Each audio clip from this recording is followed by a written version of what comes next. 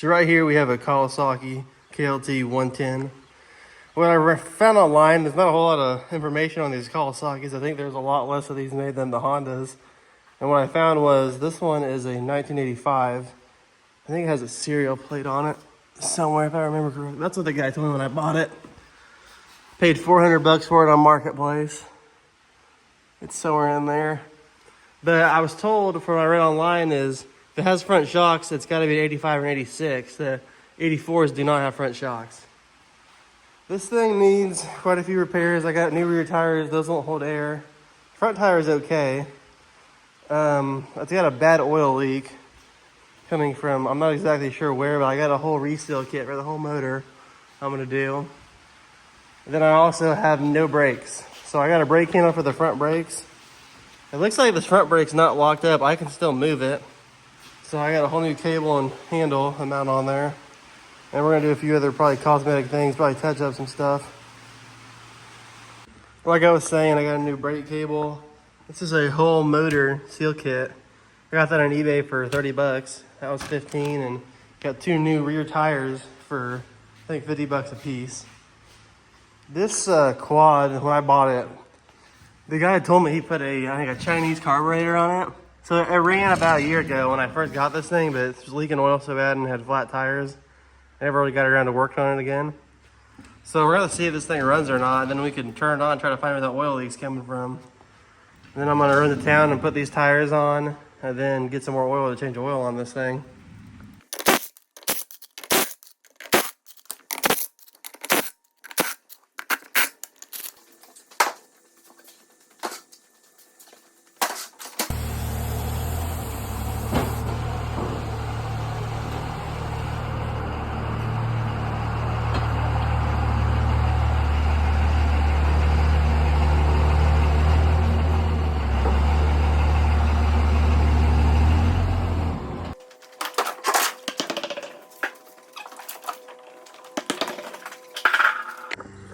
Just got back with the new tires. First things first, I want to address the oil leak because that's probably the biggest issue we got going on. So to do that, I need to get this motor running. I'm hoping it starts. That Chinese carb ran decent a year ago, but who knows, it could be gunked up by now. So I'm going to probably drain this old gas, put some new gas in it. Once it's running, we'll see where this oil is dripping at. You can see how much dripped from just sitting here an hour and a half. That was from the first 20 minutes before I put it on stands. So it's leaking pretty bad. So I'm gonna turn it on and we'll figure out where that drip's coming from.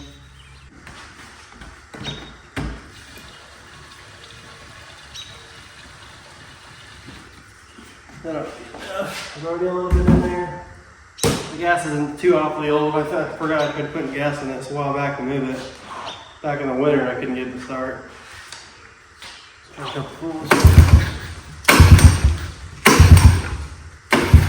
On run. Let's see. I think this carb has a choke on it. Alright, I think that might be choked on. And as you can see, this tank's been painted in the headlight. I saw underneath this was a red tank, and you can see that was a red headlight. They made these that were red versions too. I don't know if it was the same year or a year after or newer. But I'd like to probably repaint some of this too, if I can. There we go. Oh.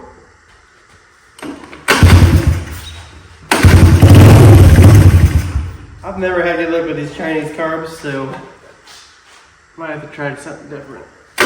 Might have to take it apart and clean it.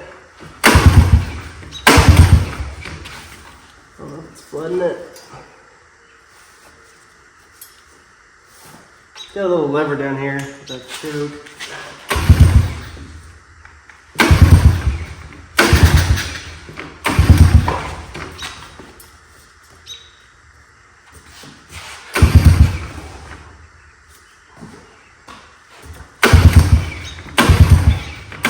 I just figured out the petcock valve was on the reserve. It's hard to read, but I think it said it was on the reserve or on off. I can't really tell what way the arrow's pointing on it. I flipped it around.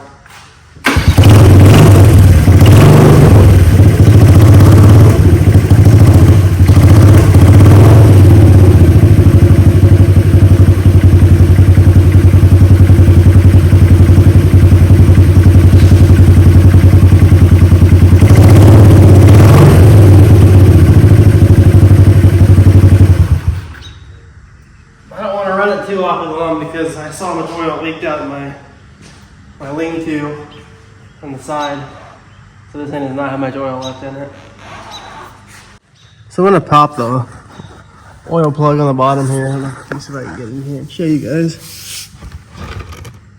It's right there. This might be a better angle. Right there. It's pretty dirty. The thing I don't like about this thing, I already found out, is it's got Phillips heads everywhere holding stuff in. I'm hoping those don't strip. So that'll be fun to take out. Well, let's see if we can pop the oil plug off this thing. That was pretty loose. I really hope that's not the oil culprit. Well, there's more oil in it than I thought.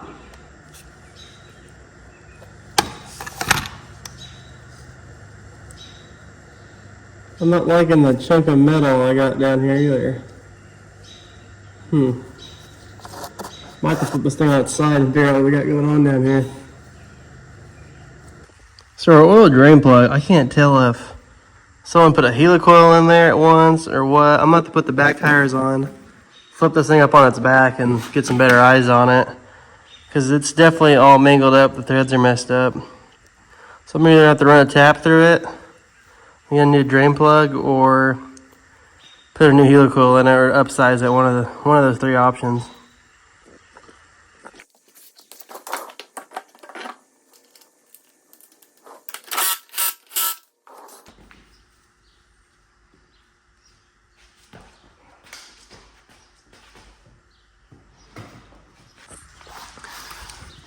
So this thing's leaking gas like a sieve now since I got it on its back. But after further investigation, I don't know how well you guys can see in here. Wish I could get a better shot. But those threads in there are trashed. So I'm definitely going to have to run a tap through that and probably get a new drain bolt. And I'm wondering if that's causing our main oil leak. I'm starting to think it is. I think it's dripping on this bar here and dripping down. But I mean, this case could be leaking too, or it could just be coming from that drain plug. I think that'd be the best place to start out at. See if that's where our leak's coming from. A little bit later, finally found a tap. I went over to my neighbor John, so if you're watching this, thank you to him. It's an M12 by 1.5. Hopefully those threads are chaseable. We'll see as we get in there. Got a little WD. I don't have any cutting fluid, I don't think, so that'll have to work.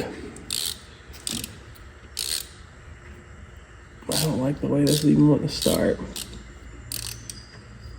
I'm worried there's a helicoil in there already.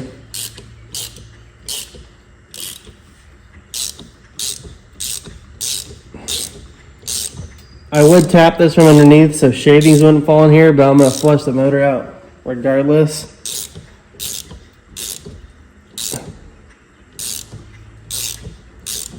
Flush this motor back out so we don't have any shavings up in there. I might stick my shot back on there too.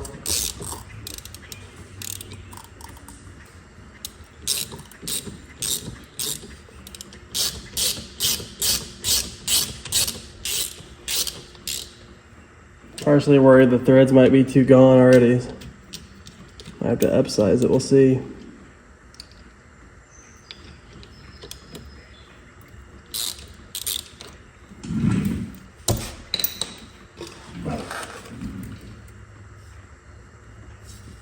It's not looking ideal. Little life hack I got here, you get your small funnel, grab the other end of your vacuum, shove it in there, and then you can get in a small hole with it.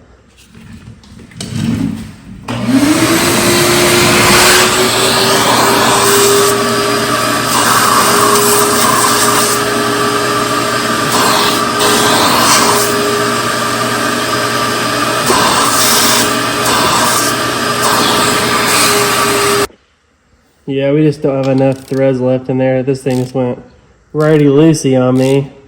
I was barely putting any pressure on it, so yeah, I might have to drill it out bigger and up a size, probably to M13 or 14. Well, we're on to plan B now. I got a pipe plug here and a pipe tap. We're gonna try to use that instead because I don't have to upsize the hole nearly as much now. I should be able to go right in now with this. My father-in-law let me borrow this, and he did the measurements, and this should fit fine. Oh yeah. I think it's actually going in straight too. My tap wrench is too small for this big a tap, I found out. So, adjustable it is. We thought this would work better just because you see them like on industrial gearboxes and stuff. They keep oil from leaking out of that, so why not a case for a motor?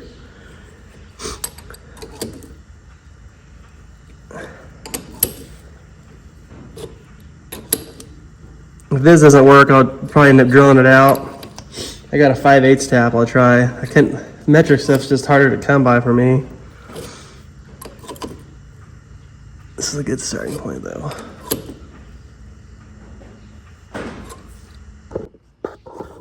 Let's see if I can get this plug started in here. Seems to be going in fairly straight.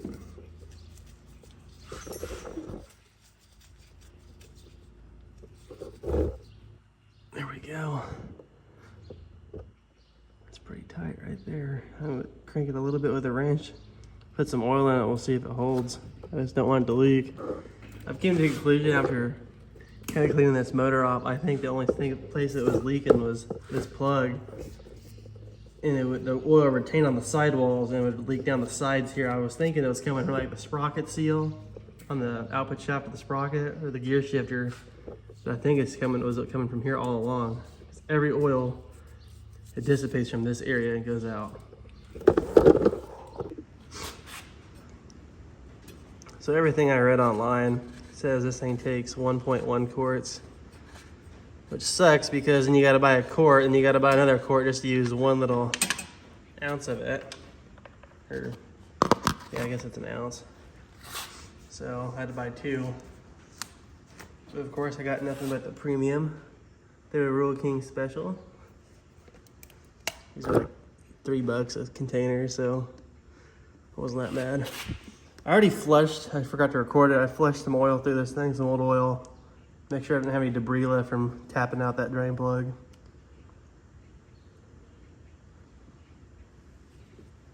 Oh yeah.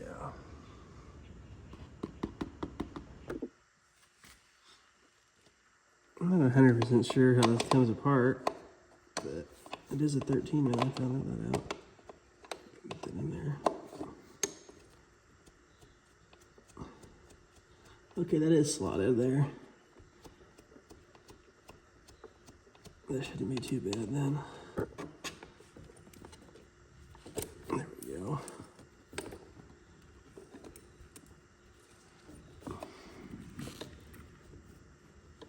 I think there's another slot for the cable, I'm pretty sure. I got the cable resituated. There is a spot that's slotted right there. It comes right out. Now we'll just do all that in reverse. Plugs right in there. We'll flip this around here for now. I took that nut off, slipped it through that little hole. That thread's right on there.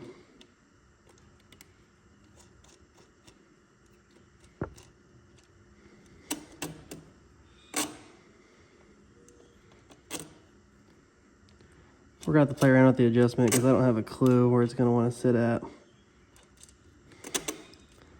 We'll start low, then work our way high once we get the top cable in. I think that's gonna be way too loose. We'll see.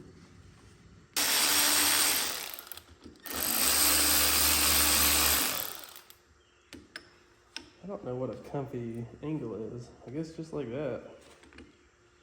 Seems pretty comfy to me. Maybe not actually.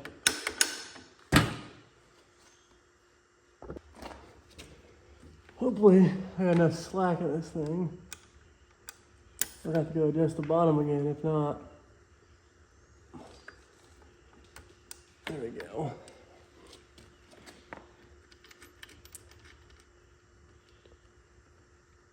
Make sure all these line up. These are a royal pain if you don't get them lined up right. There we go.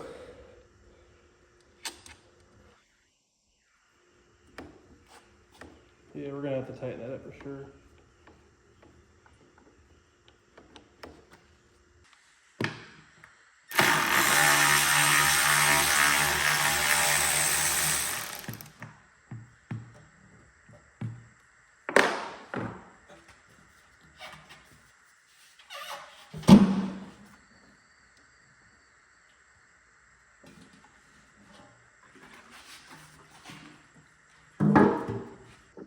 I like quick fixes as much as the next guy, but that deck screw is pushing it. A nice new freshie to throw in there.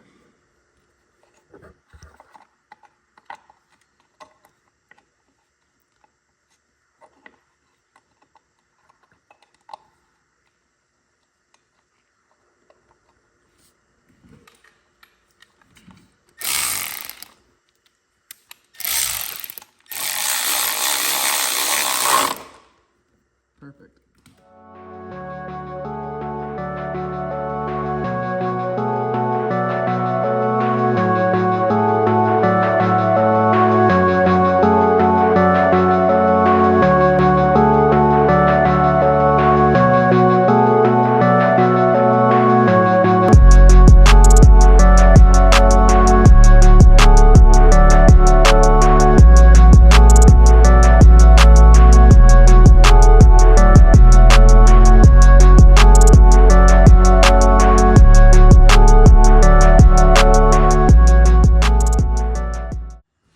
Just to pretty this thing up a little bit, I painted the tank,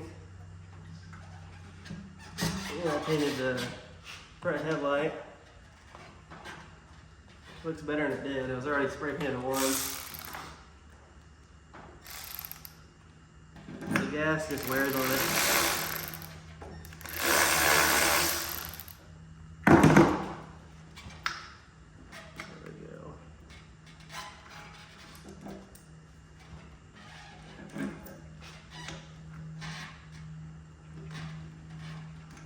Never get that hole lined up.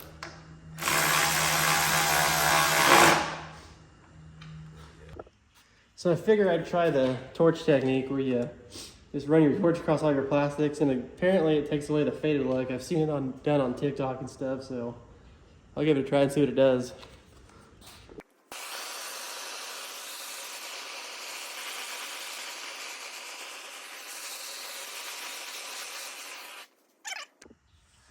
Just as another preventive measure, I had this inline filter and some fuel line. The old one is wore out, so I'm gonna throw this filter on here. I might make it a little shorter.